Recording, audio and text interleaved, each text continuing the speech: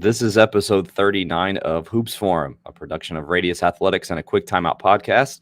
He's Randy Sherman. I'm Tony Miller. And on today's show, we're talking transition offense and showing you some early offense options that you can use with your team, especially if you're a 5-out team. You want to stick around to listen to this episode. Before we get to all of that, a big thanks to our sponsors at 323 Sports. Basketball season is here, and while you probably have most of your uniforms and balls and everything that you need for the season, there still is maybe some things that you're looking for, maybe to get here at the Christmas break or halfway through, whether it's book bags or shooting shirts, really anything. They can help you out with that. To find out more about what 323 Sports can do for your basketball program, visit 323sports.com. Or you can contact a sales rep directly at sales@323sports.com. They'll be sure to do it right for your sports program. As mentioned, this is early offense today. You can follow the hashtag on Twitter, hashtag early offense. Randy has a lot of great stuff already out there, but he's going to share with us today some of the stuff. We're going to go through a presentation, give you some fast draw things for you to look at and diagrams. Randy, I think you also have a few things about this on Fast Model as well, if people are interested in that. Why don't you kind of just introduce us to what we're going to talk about here, and then we can switch over to the presentation at any time.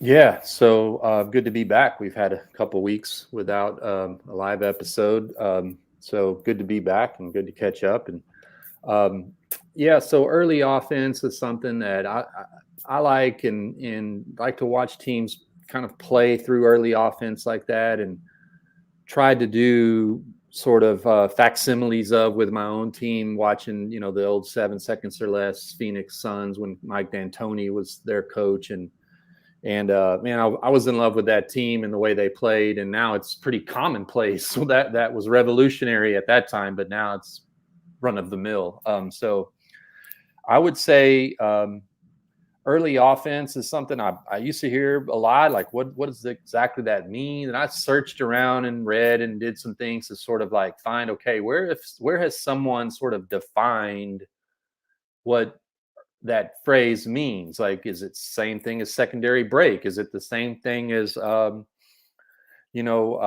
quick hitter, or what does this word mean? So I couldn't really find anything. So I kind of just shifted and kind of made my own definition, like, since I didn't really find that defined, and when I did see people attempt, I heard different explanations. So I kind of just took a stab of what I thought might be a good working definition. And that's just sort of like what happens in the first 4 to 5 seconds after we gain possession of the ball, like in our, maybe more pertinent to a shot clock team in college basketball, professional basketball. They sort of like break up that clock into early clock, middle clock, late clock.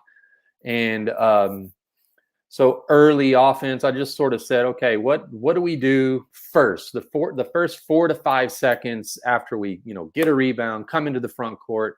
We're playing with maybe a 24-second shot clock or a 30-second shot clock. We got to get to an action to create an advantage right away. So that's what I'm talking about when I talk about early offense. Whether that's the correct definition or not, I don't know. That's just sort of what I came up with after sort of scouring around for a good working definition.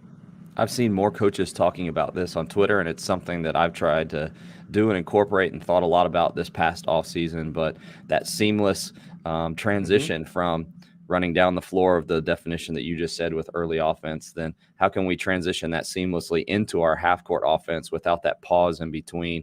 And the tactical side of it, or the execution aspect of it, is you lose any kind of advantage that if you don't have a scoring opportunity, then you stop and the defense sits and all advantages. And it's hard to build that and, build that steam back up again to create those advantages. So I found even early in this season for us, being able to have something that goes seamlessly from your transition, what we typically do, however you define that, those first few seconds, naturally into your offense has created a lot more scoring opportunities. And if you're looking to increase the pace of your team and more possessions and up and down faster, this is a very practical way to do that. Yeah, I think it's something that's trickling down from the professional level, seeing more and more of it. So that's a good thing. Yeah, for sure. All right, let me go ahead and pull up this slide then. Start wherever you want to, Randy, and then I'll push it along whenever you tell me. Yeah, so there's our what you're calling up on the screen now is sort of like our definition. If you I went over, your first question is what is early offense? Like I looked around, didn't really find consensus or anything that I felt was a great definition. So I just kind of went with the period of time from when we gain possession of the ball to the execution of our first action. Let's just work with that. That, at least for this conversation, that's what we're calling early offense. My goal for coaches and my team was we get a rebound or we get scored on, we advance the ball, and let's just use something we're going to talk about later is let's just say a drag screen, for example. We're going to talk about and look at some diagrams of those later on in this conversation. Let's just work with that example. It's like within the first 4 to 5 seconds, I'm looking for us to get that screen set. We got the rebound, we outlet it or not. Maybe we just advanced with the guy who rebounded. I'm watching the time clock or the shot clock. If it's clicking down, I can tell how quickly we got to our first action. So that's what we're talking about here. In the first 4 to 5 seconds, we want to get to that first action, and in the next second or two, second 6 or 7, maybe we want to get to, the next one. If the first one didn't, just create, a layup for us or something, or we want to get to the, or maybe if it's like handoff, that we want to get to that handoff in 4 seconds, follow with a ball screen in the next second. So within 6 to 7 seconds, we've gone handoff, ball screen. So that's kind of what I'm thinking of when for this conversation's sake of what I mean by early offense. I think the I don't know, the godfather or the I don't know, the person, the first coach that comes to my mind when I think of playing like this is Mike D'Antoni, someone we've mentioned already with the 7 seconds or less Phoenix Suns and his work with the Knicks and the Rockets and other teams, and it's just been an influential coach in the basketball world, and this is one reason why. The one thing that he kind of ran that got copied all throughout the league, still is to this day, is a 21 series where 1 and 2 play together. What you see in that first diagram is we're bringing the ball into the front court. 1 throws ahead to 2, who's sort of button hooked at the 3-point line. And then there's just sort of reads and options and reactions off of that pass. The first one being a simple just throw and go, chasing the pass right back into a handoff. If 2 hands it back to 1, maybe he's got a corner to turn for a layup. If 2, and then the 5-man who's trailing in that middle lane cleans it up with a ball screen or a flare screen. In this case, if the ball was handed off to 1, if 1 took it but couldn't turn the corner to score, they just sort of keep the ball in that corner and they get into a deep side ball screen. So. That's a classic example of early offense. We want to get the head to 2, maybe get that handoff. That should happen about the 4 to 5 second mark. If we need that flare screen or that deep screen like you see in frame 2, we're going to get to that in the next second or 2. So right, but in the first 6 seconds of the shot clock, we've hit them with bang bang. That's early offense. I've seen especially a lot in that first slide there. The confusion is created because the defense is not already set, and teams really aren't they're not communicating very well early on. And when you go like consecutive action, 1, 2, or 3 of them in a row, it usually causes somebody to pause for half a second, and that's where you get your hip to hip or that extra step that gives you the advantage for that scoring opportunity. Yeah, these second 2 frames down here in the lower right-hand corner would be sort of like playing with the reads and reactions of this 21 series. Would be, say, we hit ahead to 2, who's button hooked at the 3-point line. We run over the top. We don't get the handoff, so we just space to the corner. 5's rule is I'm going to the ball. I'm going to whatever happens, I'm going to the ball. I'm either going to go screen for the handoff guy, or if he's still got it, I'm ball screening for him. So you see that there in frame 1 of the ones in the lower right-hand corner. He 2 didn't hand it back to 1. He keeps it, and 5 just screens for him. So again, bang bang. We keep it. That's 21 keep. 2 kept it. So 21 keep is the name of that one. So 5 goes in ball screens for him. Now we got 1 on the back action behind the ball screen. If 2 comes off the ball screen, they can get into dribble weave with 4 like you see in frame 2. So classic Phoenix Suns, Mike D'Antoni, early offense options for 5 out. Yeah, and then the one in the bottom right there, you're just talking, you end up with that, like what people call that triple gap, where a guy can drive it and either create an advantage for himself, or you're kind of put the X1 on an island and he's got to decide, do I want to stop the ball or do I want to stay with my man over there in the corner? So yeah, and you got 5 who in frame 1 got into pick and roll and then just sort of found that dunker spot playing behind that penetration in case X5 helps over. To protect the rim, we've got, we can play a lob to the dunker spot. Yeah. I think you have video of 21 Chase. Again, this isn't a D'Antoni coach team. This is a Miami Heat from a few years ago. But you can see the influence from him throughout the league. So you see there the throw and the chasing of the pass. You saw the guy he hit a head to on the wing, sort of button hooked on that 3-point line. And 21 Chase. The name being derived from the fact that I throw ahead and just chase my pass right back for a handoff. And, speed is the, ball speed and player speed here is what's going to make it work. That pass being, fired up the sideline and then sprinting to take it back, that's what that pace and speed is what sort of gets that corner turned in all these clips. This is Dragic, who's no longer with them, but he's good about looking ahead and then bursting right into that cut. So that's just a short video of 21 Chase. Yeah, I like those because, like you said, the guy's going downhill and it kind of puts the defender at a disadvantage as he's backpedaling or trying to stay in front. You eventually get an advantage somewhere between the free throw line extended and the goal. There's so much space there for the guy to drive and create some sort of scoring opportunity. Yeah, you got that corner empty if he's able to make it around. So again, these are just sort of reads and reactions, not necessarily calls. If we throw it ahead, we might chase. I might hand it back. I might not. If I don't, that turns into keep, and we just kind of react to what happens. Here, maybe one is advancing the ball and can't throw it ahead to the guy button hook, so he just uses him as like a step-up screen to turn the corner for so this is the name 21 step. So two and one playing together, so hence 21 step would be I'm looking to throw it ahead to him, button hooked at the 3-point line. I don't like it. Well, what can we do? If I can't throw it ahead to him, I'll just use him as a blocker, if you will, and just use it as a step up screen. You can remember Steve Nash back in the day kind of coming off of that and turning the corner and either, his crafty layups around the rim or kind of playing under the rim and throwing it back out to the 3, or kind of bouncing that out to the corner like you see in frame 2. And again, 5's rule is I'm screening until I get to the ball. So I'm screening for player 2, and then I'm going to keep screening. If the ball's still in the corner, I'll go and get that deep wing pick and roll. That was, Nash and Stoudemire come to mind for me when I see these diagrams. So, this is just a read an option out of that. Like if I don't want to throw it ahead or he's not open, what can we do? We can go right into the step up game.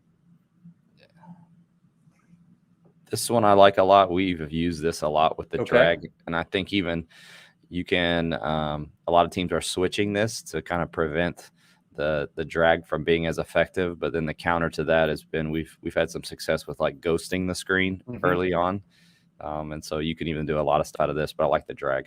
That's my early impression from college basketball this year. That, not to change the subject, but the ghost, the pick and pop, whatever you want to call that, like no one can guard it. Nobody. It's like nobody's able to guard it effectively, and so I like that.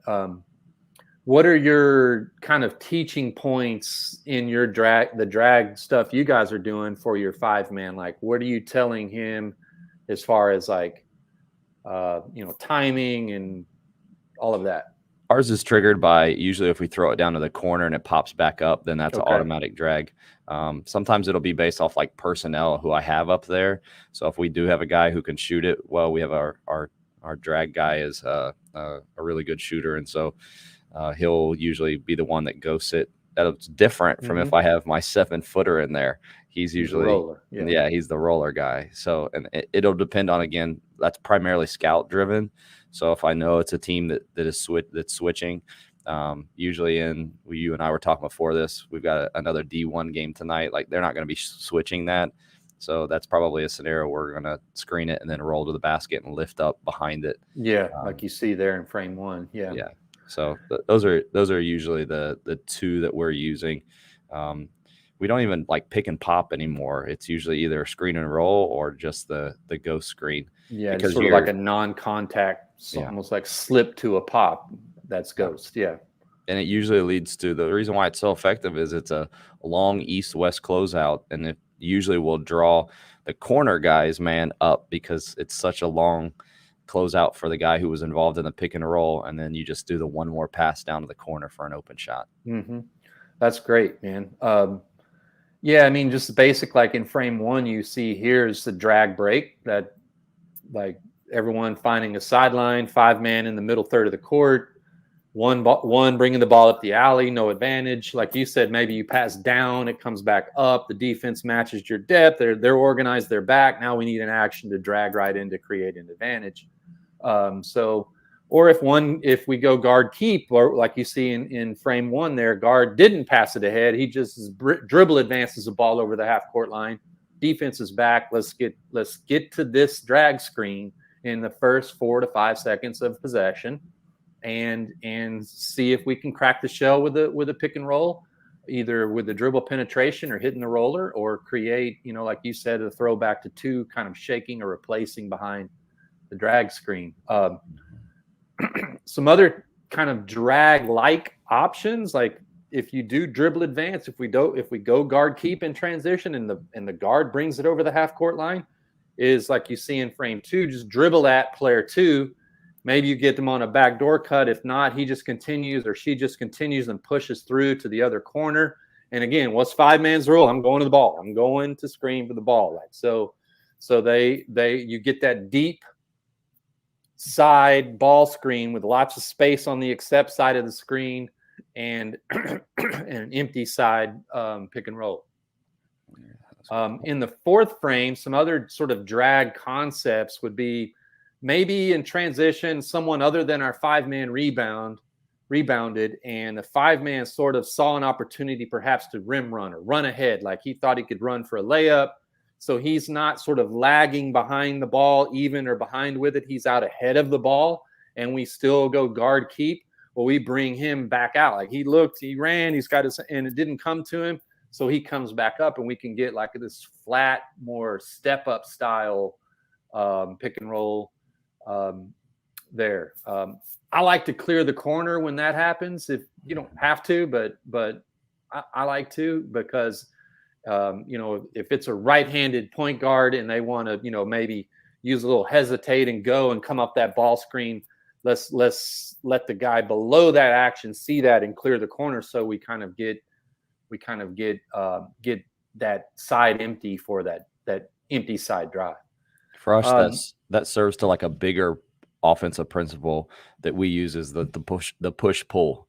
So if he's dribbling towards you, then you push. Everybody should be pushing in front, and everybody behind, like you see there with the 3 and the 4 behind, should be pulling towards the guy, because that's going to maintain your spacing that you want. Yeah, and we know where our outlets are going to be if that penetration doesn't make it home, and we jump stop pivot. We got somebody kind of cutting into our taillights, and the defense is torn between, do I help on the pick and roll, or my man's moving, like which one do I do?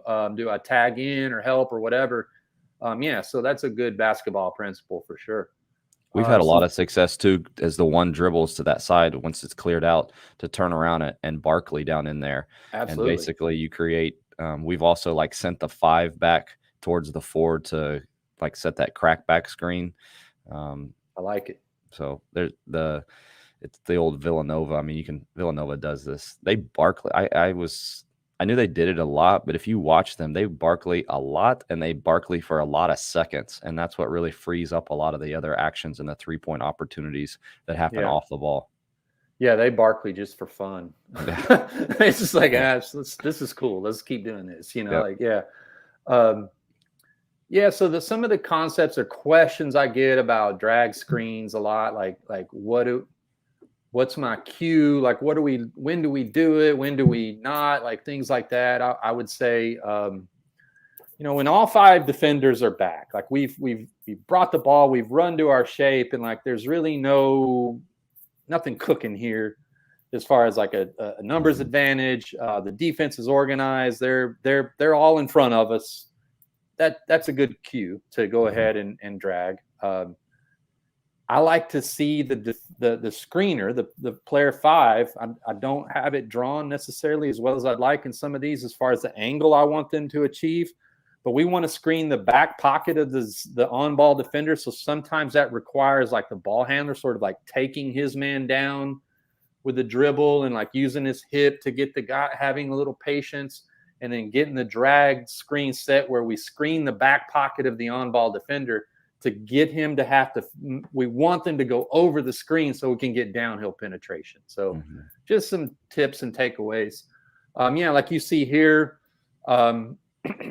we can go dribble drag, which would be, we can, get a different player other than 1 and 5 in the ball screen. Maybe we like, the matchup with 2 and 5 better, or these 2 defenders have sort of figured it out. Let's put another guy in the pick and roll. So we dribble handoff with 2. He comes up, 5 drags for him. Again, what's 5's rule? I'm going to the ball. I'm screening for the ball. Like I'm going to do that. Like we've just changed the player who has it by using the dribble handoff on the first side. That's another thing I like to think about in terms of early offense and transition is there's first side and second side. So all the things we talked about today have been first side early offense. The next frame you see up top would be if our personnel is such that like maybe our guards, our wings, our smalls hit the corners and both of our bigs are sort of that next layer of offensive players like you see here, 5 and 4. We can go double drag right off the guy come off the sideline like you see player 4 there, and we get a roll and a pop. Maybe first one rolls, second one pops, or you do that based on personnel.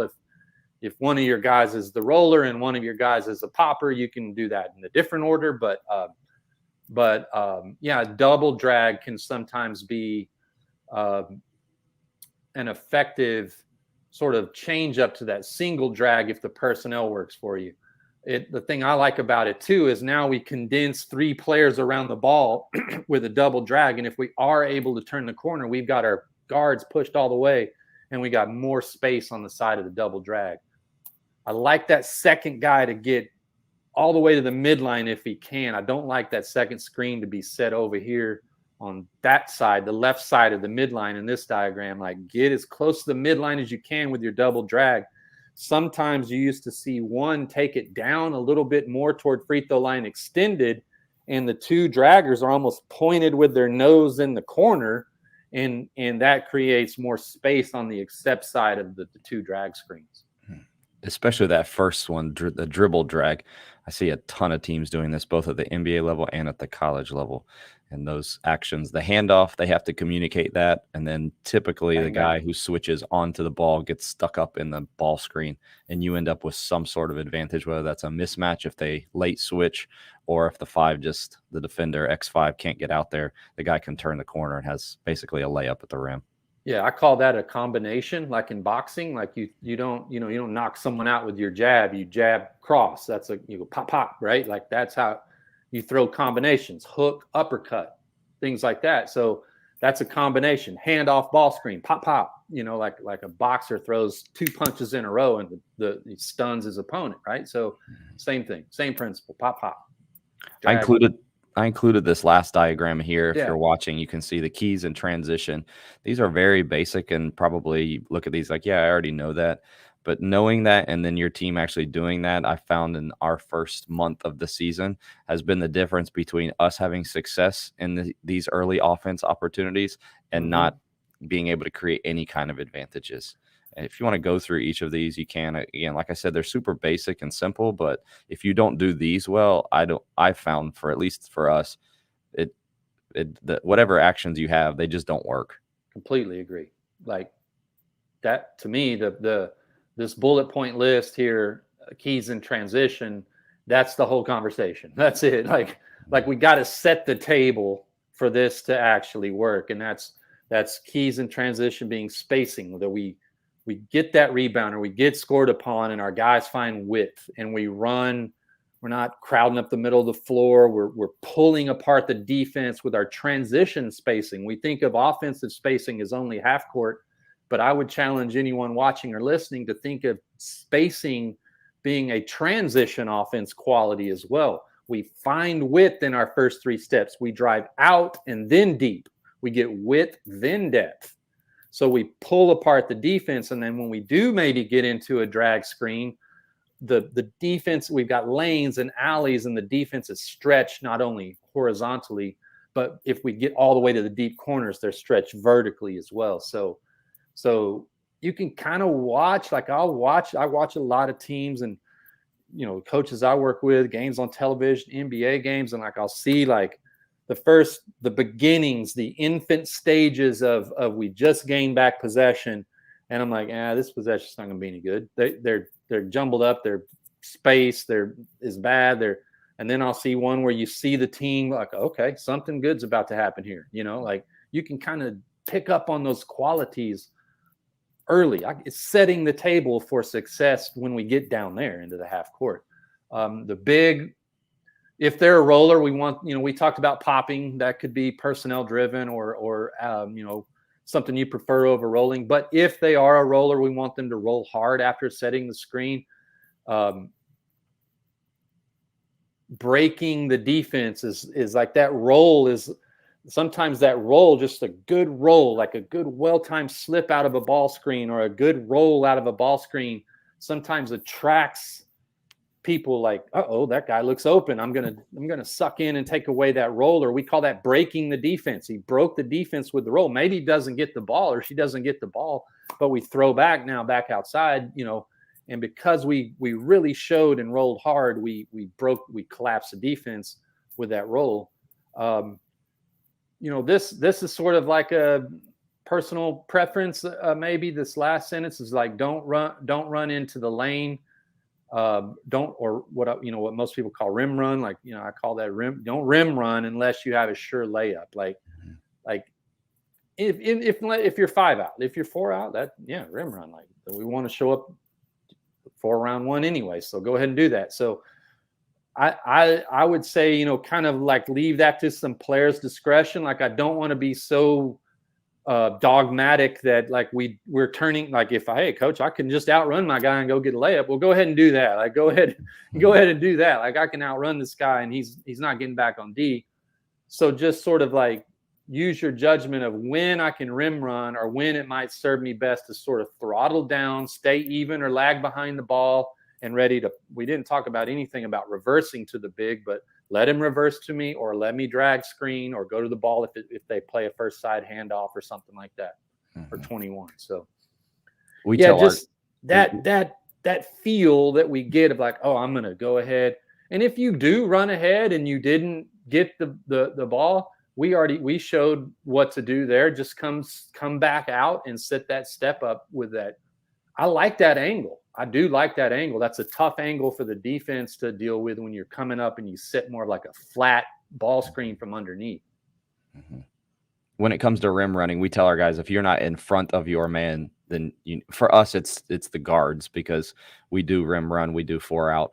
But for our guards, what I found early was they were breaking at free throw line extended in towards the goal because they thought they had a layup opportunity. But when you went back and watched the film, they're not in front of their man, they're even with their man. And I know that they feel like they're open, but if they don't get to the deep corners, then it ruins the rest of what's coming next. So we just simply tell them, if you're not completely in front of your man, and like to your point, you have a layup opportunity, then you need to be running to the right spot. Yeah, pulling. We need width and depth. Oh, for sure. Why don't you? I mentioned this at the beginning. Can you point people to any of the resources that you have either on your website or there are a couple on the Fast Model site as well that have to do with early offense? Oh man. I need to think on where. I did a clinic not too long ago on early offense and 5 out and stuff like that. If anyone has any questions, let's just do this. I can't remember where exactly I have that.